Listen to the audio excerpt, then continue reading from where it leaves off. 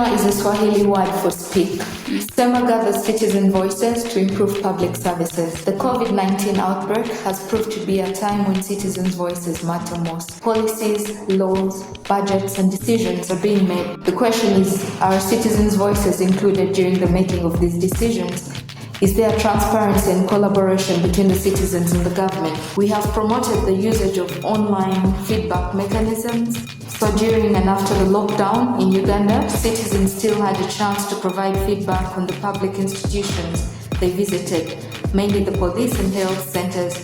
Also, at the onset of the COVID-19 pandemic, we carried out a survey to find out citizens' needs during the lockdown. Our focus was on what services citizens needed the most, how government should improve accessibility to these services, and what citizens should do to support the government and their community to overcome the crisis. This report and recommendations were shared with the public and the government officials.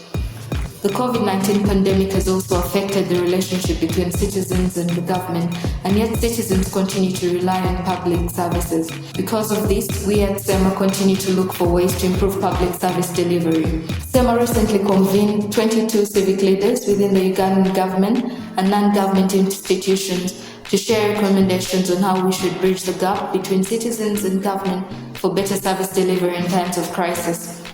Some of the recommendations from the dialogue include citizens should be explained to that their feedback is very important in decision making, while the government should train public officers in charge of data collection and analysis on the laws and rights embedded in the Data Protection and Privacy Act. Another recommendation was that the government should prioritize accountability and health sector in the fight against COVID. Well, SEMA continues to encourage citizens to give feedback, not only for improved service delivery, but also to get their voices heard in decision making. Thank you for listening. Please join us next time for another episode of DùnDún, Connecting Voices.